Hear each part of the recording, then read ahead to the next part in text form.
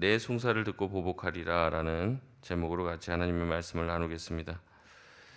바벨론은 유다를 심판하는 심판의 도구로서 하나님이 사용하고 계십니다. 그렇기 때문에 바벨론은 하나님의 도구인 것이죠. 유다 백성들이 정신 차리게 하기 위한 하나님의 회초리의 역할을 감당합니다. 그러나 바벨론은 그 과정 가운데서 필요 이상의 악을 행합니다. 심지어는 자신의 힘을 자랑하며 자신을 높이며 교만함에 빠지게 된 것이죠. 그래서 하나님을 모독하는 자리에까지 나아가게 됩니다.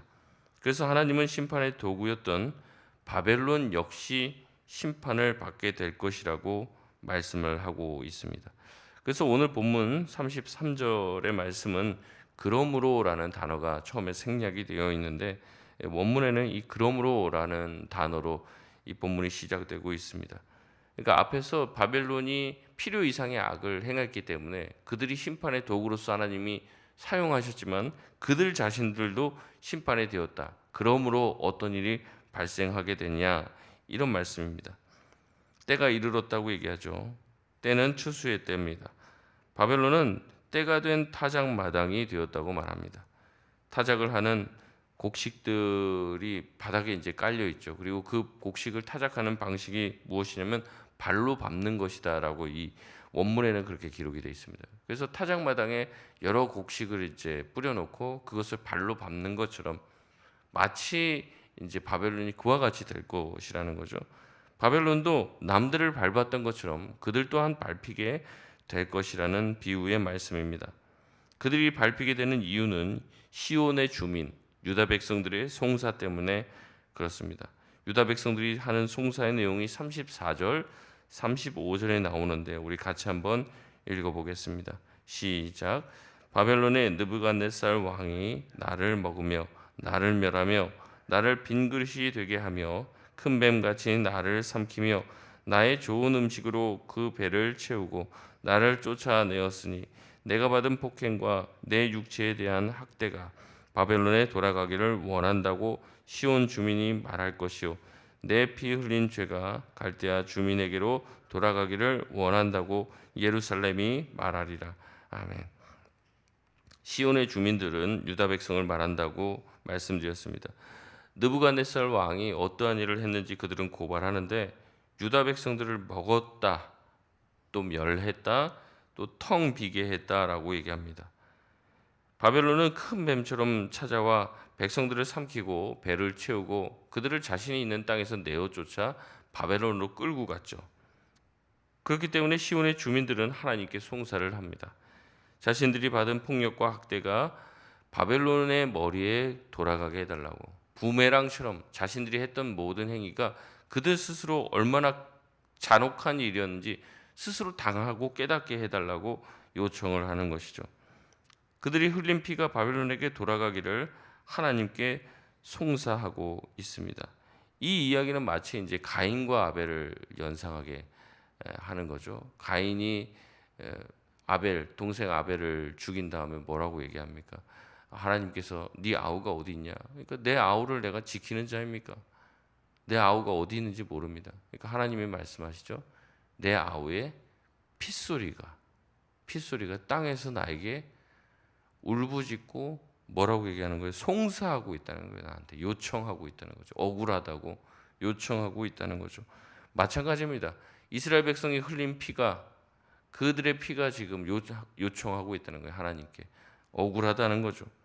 36절에서 37절 시온 주민이 한 송사에 대한 하나님의 응답의 말씀이 나옵니다. 하나님은 유다의 송사를 듣고 보복하겠다고 말씀하십니다. 36절에 바벨론의 바다를 말리고 샘을 말리겠다고 얘기하시는데 이게 어떤 의미가 있냐면 이 바벨론 자체가 물의 도시로 유명합니다. 물의 도시. 역사를 찾아보면요, 굉장히 멀리서부터 이제 수도를 끌어와요. 그래서 이제 바벨론의 유명한 그 건축물 중에 하나가 이제 그 공중정원이라고, 느부갓네살이 만든 공중정원, 높은 곳에다가 정원을 만든 거예요. 근데 이제 땅에다가 정원을 만들잖아요. 근데 높은 건축물을 지어놓고 거기 위에 이제 그 정원을 만드는데 거기다 물을 대야 될 거 아니에요. 근데 그 물을 끌어오는 기술을 가지고 와서 이제 파이프를 연결하고 하는 기술을 하는데 이게 이제 세계 7대 불가사의 건축물 중에 하나입니다. 그러니까 어떻게 이거를 해놨는지 그 원리나 이런 것을 지금도 이해하기가 굉장히 어렵다는 거죠. 유프라데스 강을 끼고 운하를 만들고 크고 넓은 해자를 건설해서 성을 지켰습니다. 바벨론이 또 수로관을 만들어서 상수도를 연결을 하고 또 인류 역사상 최초로 하수관을 만들었다는 거예요. 그러니까 이제 뭐 16세기, 17세기 이때까지 와도 뭐 유럽이나 이런 데 보면요. 그냥 이 화장실도 제대로 안 돼 있어요. 그래서 뭐 길에다가 그냥 막 변을 놓고 막 뭐 사람들이 지나다니면서 밟고 뭐 이런 일들이 비일비재했는데 바벨론은 일찌감치 하수도도 만들고 이런 뭔가 화장실 시설도 일찌감치 만들었다는 거. 고대 시대.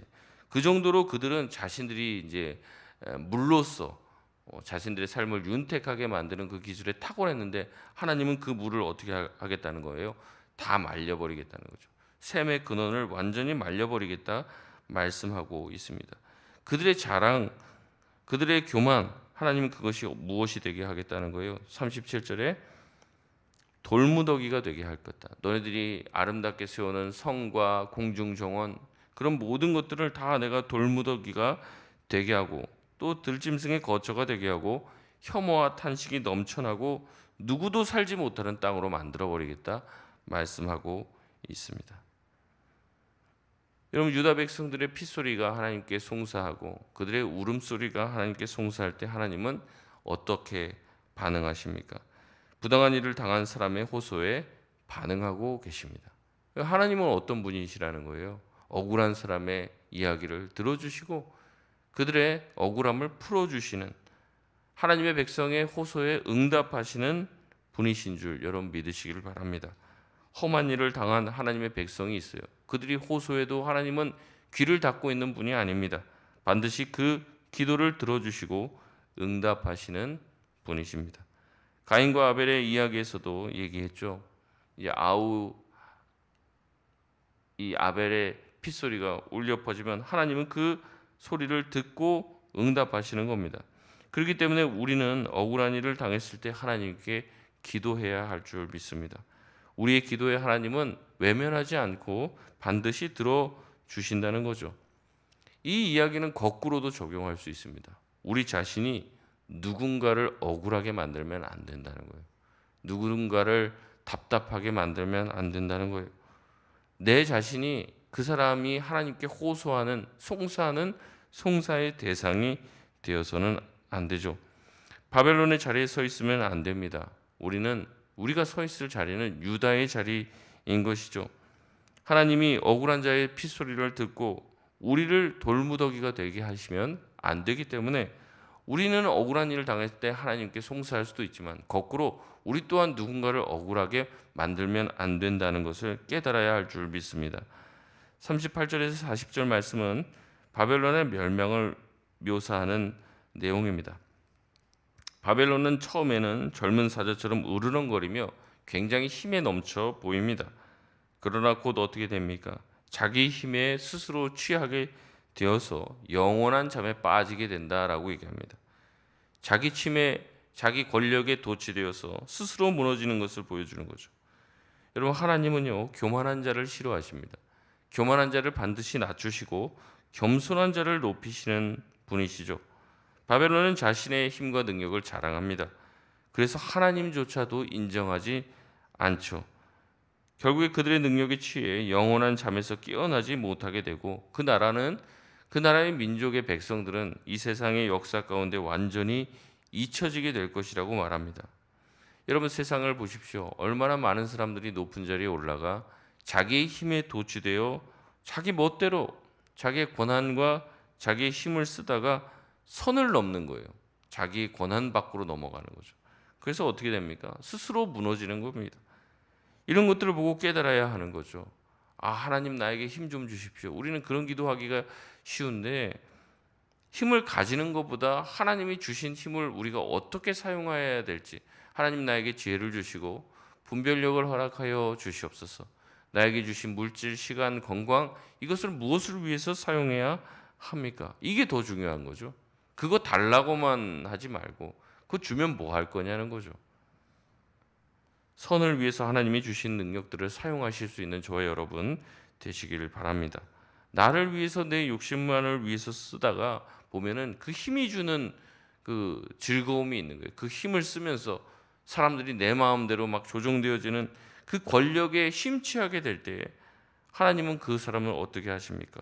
40절 말씀 우리 같이 한번 읽겠습니다. 시작. 내가 그들을 끌어내려서 어린 양과 순양과 순염소가 도살장으로 가는 것 같게 하리라. 아멘.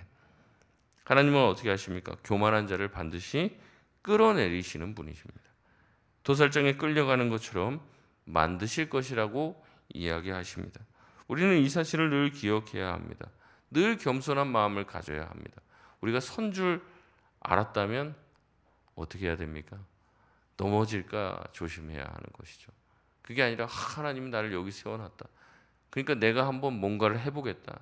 이게 문제라고 말씀드렸죠. 한국 교회를 개혁하겠다. 뭘 어떻게 좀 해보겠다. 여기서부터 문제가 시작이 되는 거예요. 우리는 그런 걸 할 수 있는 능력이 없습니다. 한국 교회를 개혁하고 사람을 바꾸고 변화시킬 수 있는 것은 누구만 할 수 있는 겁니까? 하나님밖에 못하는 거예요. 내가 뭔가를 하겠다는 이 생각이 문제라는 거죠. 나는 할 수 없습니다. 오직 주님만이 할 수 있습니다. 주님 만약에 나를 사용하시면 주님 내가 그 주님의 말씀에 순종하게 하여 주시옵소서. 그렇게 나가야지 무슨 대단한 포부를 품고 있는 사람들, 똑똑한 사람들, 이 사람들이 더 문제라는 거죠. 제가 그런 말씀 한번 드렸던 것 같은데 범죄도요 머리가 이게 나쁘면 큰 범죄는 못합니다. 작은 범죄들을 저지르는데 뭐 큰 범죄들 뭐 아주 그냥 세상을 어지럽히는 범죄들은 다 누가 저지르는 거예요? 똑똑한 사람들이 하는 거예요. 머리가 잘 돌아가니까 해먹어도 아주 크게 해먹는 거죠. 그러니까 하나님이 주신 지혜와 지식 가지고 뭐 하는 거예요? 악을 행하는 거죠. 선을 행해야 되고 늘 겸손한 마음을 가지고 이 지식을 주신 이 힘을 주신 하나님에 대해서 늘 겸손한 태도를 취해야 되는데 그게 아니라 자기가 가지고 있는 지식들, 자기가 가지고 있는 권력을 가지고 남용하다가 결국에 하나님의 끌어내림을 당하게 된다는 거죠. 그래서 그 권력의 정점에 있는 사람들이 마지막에 아름답지가 못하는 거예요.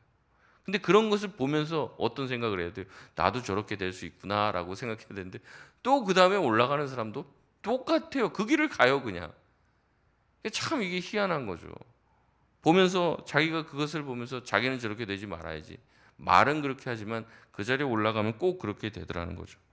여러분 이 사실을 기억하고 늘 하나님을 생각하며 겸손한 가운데 있는 저와 여러분 되시기를 바랍니다. 41절에서 44절 말씀은 바벨론의 파멸에 대한 애가입니다. 바벨론은 황폐하게 될 것입니다. 온 세상이 칭송하던 성읍들은 다 무너지게 될 것입니다. 물의 도시라고 자랑하던 그 모든 도시들은 무너져 또 샘이 마르고 또 돌무더기가 될 뿐입니다. 그렇게 위용을 자랑하던 바벨론의 성들은 무너질 것이고 성읍들은 황폐하여 아무도 살지 않는 땅이 될 것입니다. 악한 자들이 망하는 것은 당연한 일이죠. 악한 자들이 지금 흥하고 있다고 해서 너무 거기에 대해서 걱정할 필요 없습니다. 하나님의 추수의 때는 다가오고 있다는 거예요.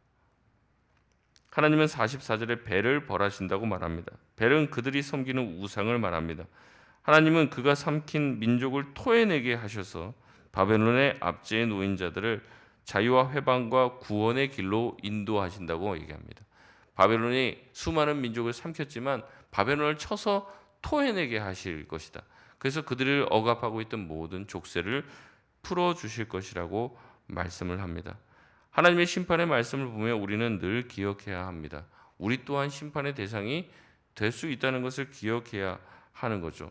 나를 통해서 누군가를 벌하실 수 있죠. 하지만 나 또한 그런 심판의 대상이 될 수 있다는 것을 기억해야 한다는 것입니다. 결국 바벨론은 우리 어제도 정 목사님이 얘기했지만 메대와 바사, 페르시아에게 완전히 이제 멸망을 당하게 된다는 것이죠. 말씀을 맺겠습니다. 악한 국가와 기업들, 악한 조직은 지금은 강대하게 보일지 모르지만 하나님은 반드시 그 나라들을 망하게 하십니다. 영원한 권력이란 없어요. 영원한 부도 없습니다. 악한 자들이 활개치는 것은 다 한때입니다. 이 사실을 기억하고 우리의 송사를 들으시는 하나님께 오늘도 나의 억울함을 아뢰실 수 있는 믿음의 사람들이 되시고, 이 땅이 영원한 것처럼 활개치는 악한 자의 압제에 놓인 자들을 주님 구원하여 주시옵소서. 우리 북한에 있는 성도들을 주님 해방시켜 주시어서 정말 자유롭게 주님을 찬양하고 마음껏 자유를 노래할 수 있는 날이 속히 오게 하여 주옵소서. 기도할 수 있는 저와 여러분 되시기를 바랍니다. 우리 시간 같이